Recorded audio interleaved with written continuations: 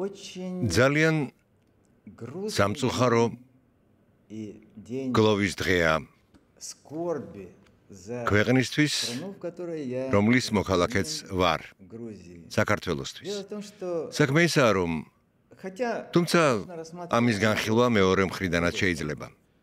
დასაწყისისთვის თქვენ მხოლოდ იმათ უსმენთ, ვინც ღმერთს მადლობა გადაუხადა ცხოვრებაში ახალი დღისთვის.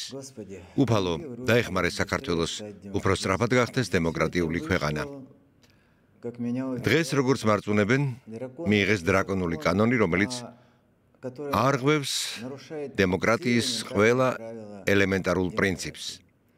სოციალურ ქსელებში მთავრობის წევრებისა და საჯარო მოხელეების კრიტიკისთვის 60 დღიანი პატიმრობა გელით. ამიტომ წინასწარ ვამბობ, რომ ვაღმერთებ როგორც მთავრობას, ასევე დეპუტატებს.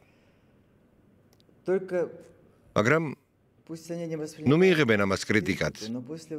ამ კანონის მიღების შემდეგ საქართველო აღიარებული იქნება ვენესუელასა და სხვა ტოტალიტარული სახელმწიფოების მსგავს ქვეყნად, რაც ასე არ იყო და რითიც მე ვამაყობდი. მეშინია, რომ ბევრი საელჩო დაიხურება და რა თქმა უნდა, ადამიანებმა, რომლებმაც ეს კანონი მიიღეს, არიციან ფიზიკის კანონი, ყველაზე ძირითადი, რომ დარტყმის ძალა ყოველთვის შეესაბამება უკუცემის ძალას. ანუ, ეს კანონი ცხადყოფს, რომ საქართველოს ხელისუფლების საქმე მართლაც ცუდადაა, რადგან რა თქმა უნდა, ეს კანონი მასობრივ აღშფოთებას გამოიწვევს. არ ვიცი, რა ფორმით მოხდება ეს, მხოლოდ ის ვიცი, რომ ის ქვეყანას დაასრულებს და არანაირ სიკეთეს არ მოუტანს.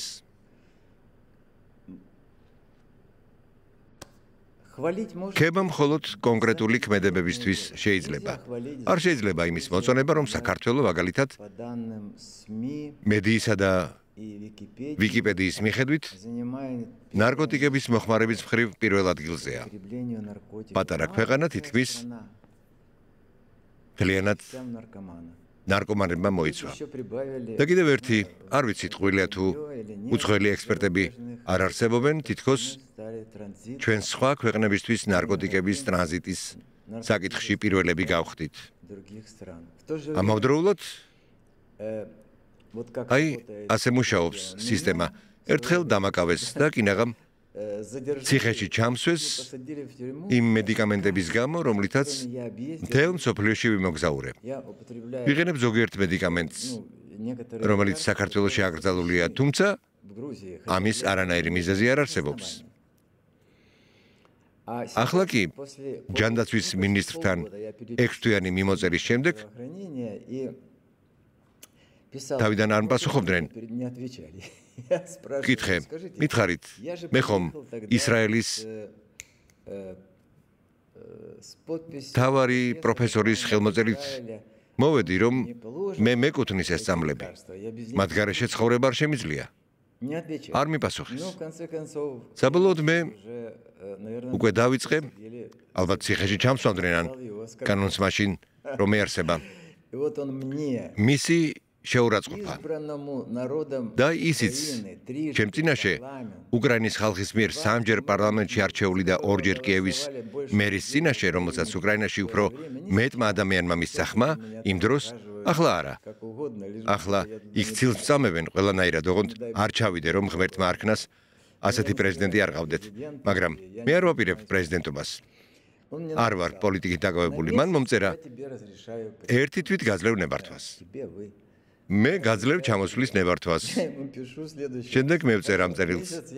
კარგი, ერთი თვით ჩამოვალ. სახლი ავაშენე თითქმის $50 მილიონ. საქართველოში ასეთი სახლი კიდევ 100 წელი არ იქნება. ან თუნდაც 200, ან საერთოდ არასდროს. მე ხომ არ ვიცი როგორ განვითარდება მოვლენები. მაგრამ მე მინდა საქართველოში ცხოვრება, ბატონო მინისტრო. გთხოვთ, უპასუხოთ თავმდაბალ მინისტრს. მე მინისტრზე მაღალი რანგი მაქვს. მე უფრო მაღალი სახელმწიფო რანგი მაქვს. ის პრემიერ-მინისტრის დონეზეა.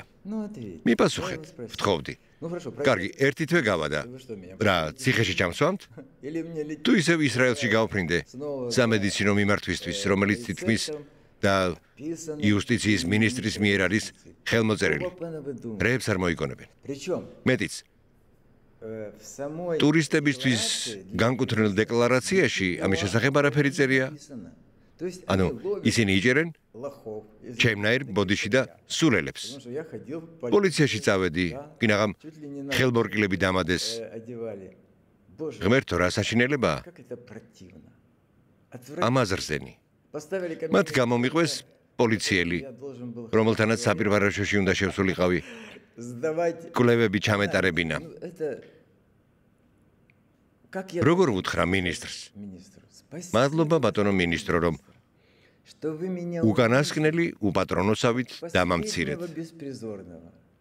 დიდი მადლობა, რომ ისეთ პრობლემებს მიქმნით, რომელთა მოგვარებაც მიჭირს. რა ვქნა? კარგი, მაშინ მოქალაქეობა ჩამომართვით. კონსტიტუციით ეს დაუშვებელია. კარგი, მაშინ მიპასუხეთ. მე ადამიანი ვარ. თქვენ წინააღმდეგ არაფერი მაქვს. მხოლოდ ის ვიცი, რომ ჩემი მეთაურობით რომ გემუშავოთ, ალბათ დიდხანს არ იმუშავებდით. ყველანაირი რამ მინახავს, მაგრამ როგორ უნდა გავაგრძელოთ ცხოვრება? მე მას ვკითხე. ყველა ქვეყანაში, ისრაელში ყველგან არსებობს წესი. თუ ქვეყანაში ამ ტიპის წამალი არ არის, მაშინ მინისტრი იღებს პასუხისმგებლობას, შეიძინოს იგი კონკრეტული პაციენტებისთვის და გასცეს იგი კონკრეტული აფთიაქის მეშვეობით ქვეყანაში არსებული წესების შესაბამისად. კარგი, რაღაც სხვა თემაზე გადავერთეთ. სამწუხარო დღეა, მეგობრებო. ცუდი დღეა. ცუდი გამოცდილებაა.